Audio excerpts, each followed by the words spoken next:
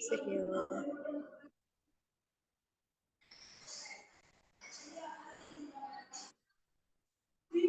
Wes kah?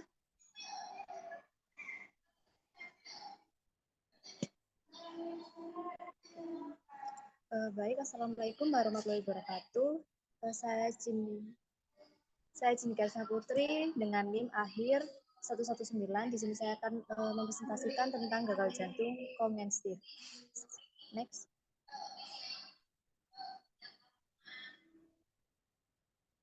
Next, Kak.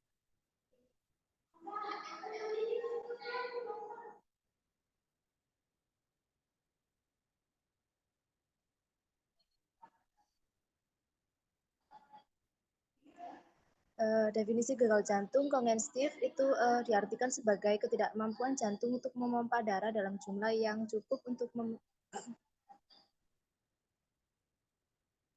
Instruksi operator slide sebelumnya.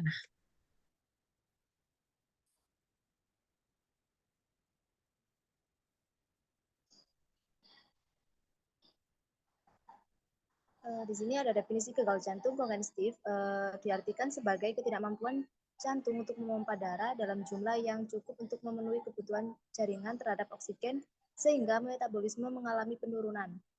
Pada penderita gagal jantung, curah jantung akan mengalami penurunan. Hal ini disebabkan oleh jantung tidak dapat memompa darah dengan baik. Penurunan curah jantung adalah suatu kondisi ketidakkuatan jantung dalam memompa darah untuk memenuhi kebutuhan metabolisme tubuh. Kementerian Kesehatan tahun 2020 menyatakan bahwa gagal jantung kongestif adalah penyebab kematian terbanyak kedua di Indonesia setelah stroke. Dari data Riskesdes, jumlah penderita gagal jantung di Indonesia meningkat sebesar 1,5% atau sekitar 29.550 orang pada tahun 2018 dibandingkan dengan 0,5% pada tahun 2013. Ini menunjukkan peningkatan jumlah penderita gagal jantung di Indonesia. Next.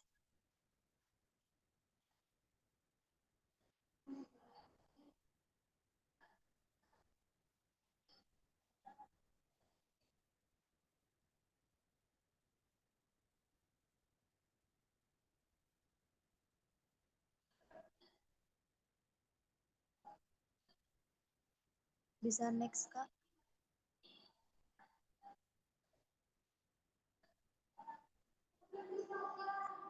Di sini ada klasifikasi gagal jantung kongestif. Menurut Nur Hidayat Saiful tahun 2011, gagal jantung berdasarkan derajat fungsional diklasifikasikan menjadi beberapa kelas. Yang pertama itu kelas 1. Pada klasifikasi kelas 1 ini akan timbul gejala sesak apabila melakukan aktivitas fisik yang terlalu berat namun aktivitas sehari-hari tidak terganggu. Dan yang kedua ini ada kelas 2. Pada klasifikasi kelas 2 akan timbul gejala sesak apabila melakukan aktivitas yang sedang dan mengakibatkan aktivitas sehari-hari sedikit terganggu. Dan yang ketiga ini kelas 3. Pada klasifikasi 3 ini akan timbul gejala sesak jika digunakan untuk aktivitas yang ringan. Jadi pada klasifikasi 3 ini sudah jelas akan mengganggu aktivitas sehari-hari. Dan yang terakhir ada kelas 4. Pada klasifikasi 4 akan timbul gejala sesak pada aktivitas yang sangat ringan atau istirahat. Next, Kak.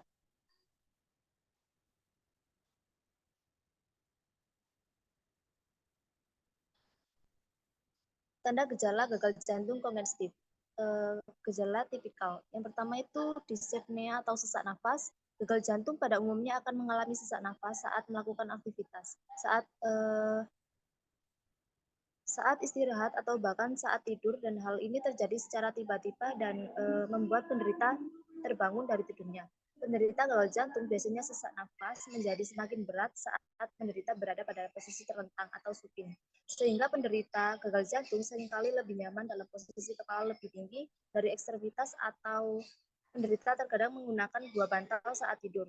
Sesak nafas terjadi karena jantung tidak mampu memompa darah yang berasal dari vena pulmonalis, sehingga akan terjadi bendungan cairan di paru-paru. Adanya bendungan cairan di paru-paru ini akan mengganggu terjadinya pertukaran gas sehingga penderita akan menjadi sesak nafas.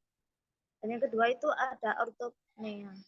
Seseorang mengalami kesulitan bernapas saat berbaring datar dan merasa lebih nyaman. Dan yang ketiga itu ada paroksimal nocturnal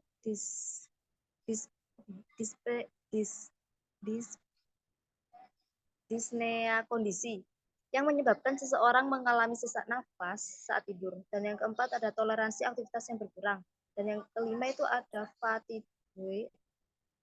Seringkali merasakan mudah lelah saat melakukan aktivitas sehari-hari.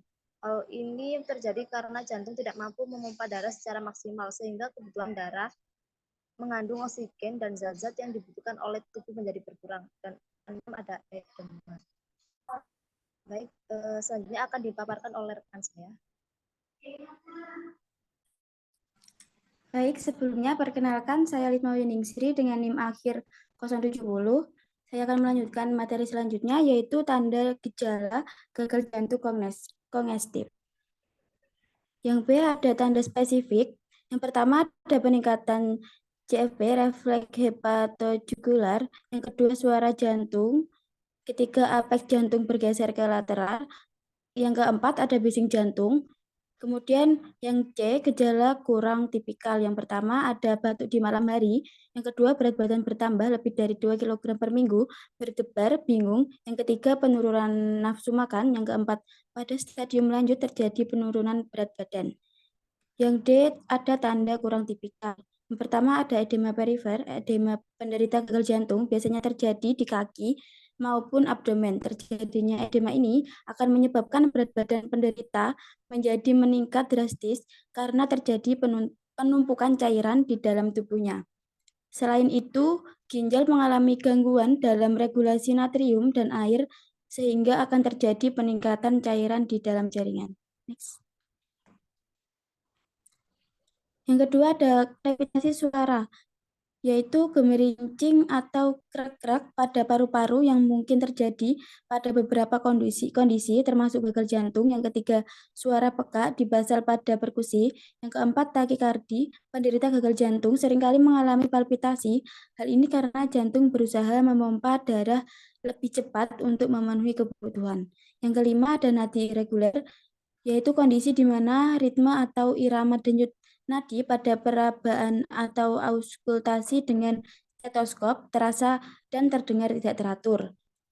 Beberapa kondisi yang dapat menyebabkan denyut nadi tidak teratur. Yang keenam, nafas cepat. Selanjutnya yang ketujuh ada asites. Asites pada gagal jantung adalah penumpukan cairan di dalam rongga perut yang disebabkan oleh peningkatan tekanan darah di pembuluh darah di sekitar hati. Ini bisa menjadi tanda bahwa fungsi jantung tidak berjalan dengan baik. Yang kedelapan ada kaheksia, yaitu dapat disebabkan oleh gagal jantung kongestif yang kemudian disebut kaheksia jantung yang menyebabkan peningkatan morbiditas dan mortalitas. Kaheksia jantung juga memperburuk degradasi otot rangka. Kaheksia jantung adalah hilangnya massa otot bebas edema dengan atau tanpa mempengaruhi jaringan lemak. Next. Selanjutnya ada penyebab gagal jantung kongestif. Gagal jantung kongestif disebabkan oleh disfungsi miokardial di mana jantung tidak mampu untuk mensuplai darah yang cukup untuk mempertahankan kebutuhan metabolis jaringan perifer dan organ-organ tubuh lainnya.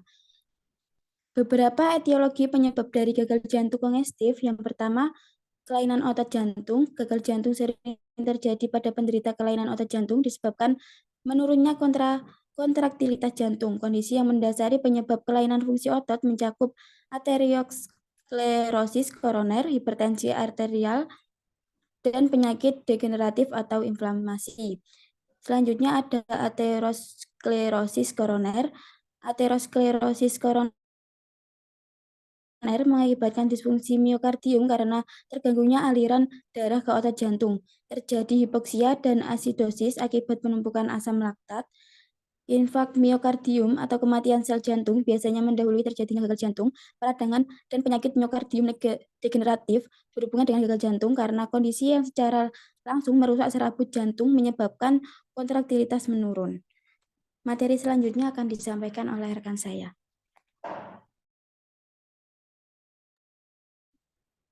Baik, sebelumnya perkenalkan nama saya Fika Devita Anggriana dengan NIM akhir 095. Di sini saya akan melanjutkan materi dari rekan saya, yaitu penyebab gagal jantung kongestif yang C, hipertensi sistemik atau pulmonal, meningkatnya beban kerja jantung, dan pada gilirannya mengakibatkan hipertrofi serabut otot jantung. Jadi itu meningkatnya dari beban kerja jantung itu menyebabkan hipertrofi seperti itu.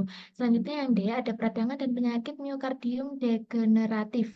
Sangat berhubungan dengan gagal jantung karena kondisi ini secara langsung merusak serabut jantung menyebabkan kontraktilitas menurun.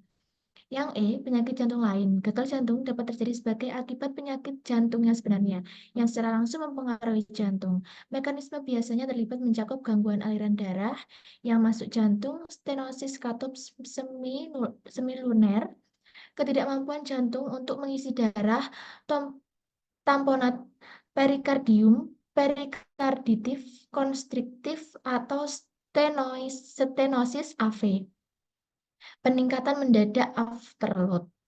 Selanjutnya yang F, ada faktor sistemik. Terdapat sejumlah faktor yang berperan dalam perkembangan dan beratnya gagal ginjal. Meningkatnya laju metabolisme hipoksia dan anemia memerlukan peningkatan curah jantung untuk memenuhi kebutuhan oksigen sistemik. Hipoksia dan anemia juga dapat menurunkan kontraktilitas jantung. Selanjutnya ada patofisiologi gagal jantung kongestif, yaitu yang A ada mekanisme dasar gagal jantung kongestif mengalami kelainan kontraktilitas yang akan mengganggu kemampuan pengosongan ventrikel. Kontraktilitas ventrikel kiri menurun mengurangi cardiac output atau COP dan meningkatkan volume ventrikel. Dalam meningkatnya EDV, volume akhir distolik ventrikel juga akan meningkatkan tekanan darah akhir diastolik kiri atau disebut juga disingkat menjadi LEDV. Kemudian yang B ada respon kompensatorik, yaitu meningkatnya drag simpatik dengan menurunnya COP atau cardiac output akan meningkatkan aktivitas adrenergic simpatik dengan merangsang pengeluaran kateoklamin dan saraf-saraf adrenergic, jantung dan medula adrenal.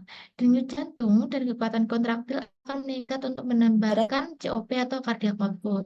Akan terjadi vasokonstriksil arteri perifer untuk menstabilkan tekanan arteri dan retribusi volume darah dengan mengurangi aliran darah ke organ-organ yang rendah metabolismenya. Selanjutnya akan dijelaskan oleh rekan saya.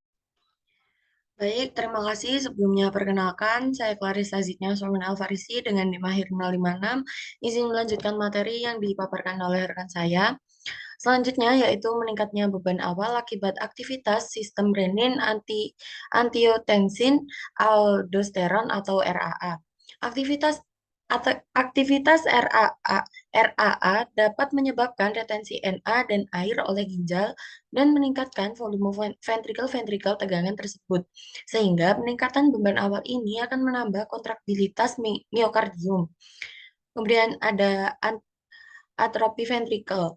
Respon kompensatoric terakhir pada gagal jantung yaitu hipertrofi miokardium akan bertambah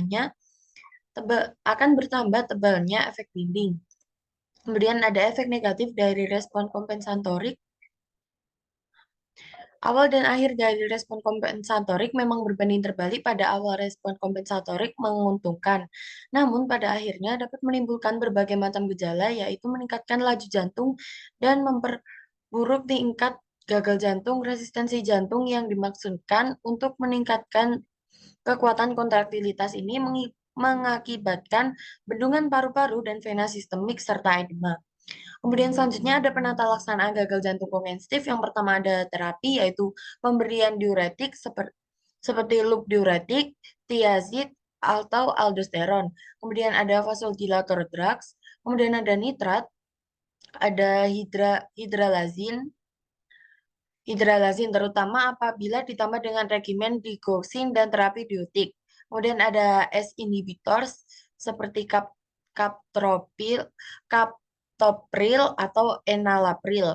Kemudian yang terakhir ada beta adrenergic blockers. Kemudian yang kedua ada tindakan medis yang bertujuan untuk pengobatan. Yang pertama ada coronary reperfusion terutama pada gagal jantung akut berulang dihubungkan dengan edema pulmonari. Kemudian yang kedua ada valvular heart disease Kemudian yang ketiga ada reduction ventriculopathy, meliputi eksisi pada bagian dari otot ventrikel kiri yang diskinetik. Hal ini biasanya dilakukan pada gagal jantung stadium akhir. Kemudian selanjutnya ada transmyocardial laser revascularization. Kemudian ada prosedur operasi perbaikan fungsi jantung. Yang pertama ada intra-aortic balloon pump, kemudian ada permanent implantable balloon pump, kemudian ada total atrial heart. Begitu. Sekian pemaparan materi dari saya. Materi selanjutnya akan dilanjutkan oleh rekan saya.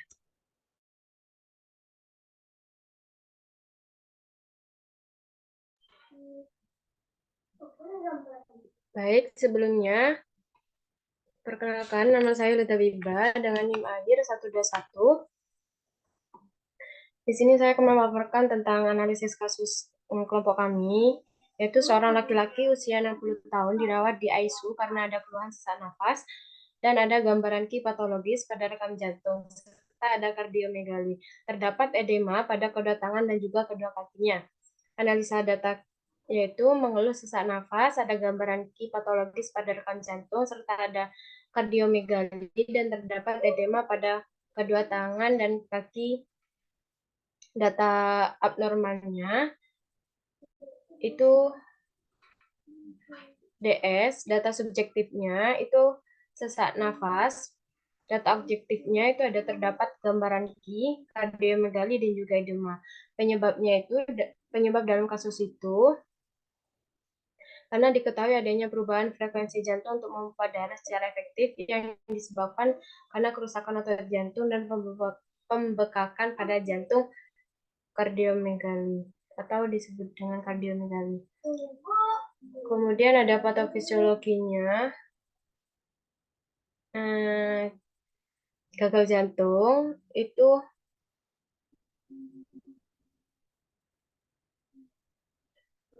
disebabkan oleh penurunan curah jantung,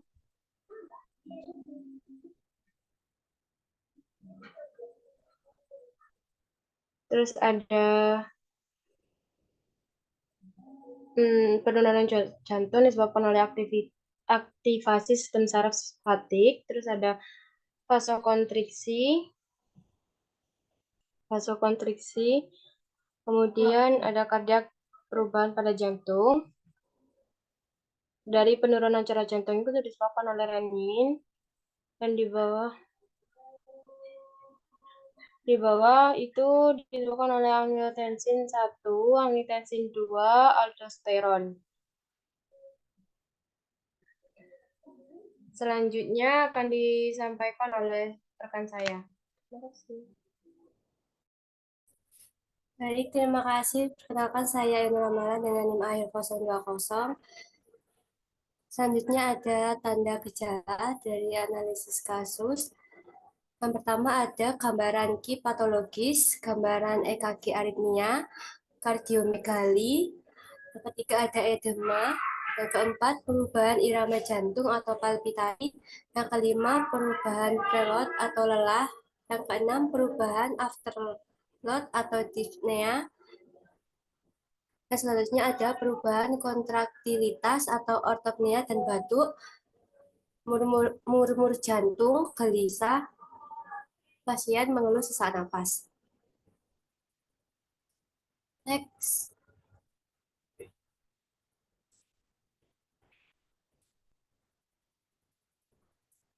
Dan selanjutnya ada tata laksana. Diagnosis keperawatannya, penurunan curah jantung berhubungan dengan perubahan frekuensi jantung dibuktikan dengan palpitasi, lelah, dyspnea, ortopnea, batuk, gambaran EKG aritmia, edema, gelisah, dan murmur jantung. Keluaran keperawatannya setelah dilakukan intervensi keperawatan selama 3 kali 24 jam, diharapkan pasien ekspektasinya meningkat, kriteria hasilnya palpitasi menurun 5, lelah menurun 5, dyspnea menurun, ortopnea menurun, batuk menurun, gambaran EKG menurun, edema menurun, dan murmur jantung menurun. Intervensi keperawatannya Untuk observasi, identifikasi tanda atau gejala primer penurunan curah jantung meliputi dispnea, kelelahan, edema, ortopnea. Identifikasi tanda atau gejala sekunder penurunan curah jantung, monitor tekanan darah, monitor keluhan nyeri dada, monitor EKG 12 sadapan, monitor aritmia, kelainan irama dan frekuensi, periksa tekanan darah dan frekuensi nadi sebelum dan sesudah aktivitas, dan periksa tekanan darah dan frekuensi nadi sebelum pemberian obat. Untuk terapeutiknya, posisikan pasien semi-fowler atau fowler dengan kaki ke bawah atau posisi nyaman, berikan diet jantung yang sesuai, fasilitasi pasien dan keluarga untuk modifikasi gaya hidup sehat, berikan dukungan emosional dan spiritual, dan yang terakhir berikan oksigen untuk mempertahankan saturasi oksigen 94%. Untuk edukasinya, anjurkan beraktivitas fisik sesuai toleransi, anjurkan beraktivitas fisik secara bertahap. Kolaborasi pemberian antiaritmia jika perlu, rujuk ke program rehabilitasi jantung.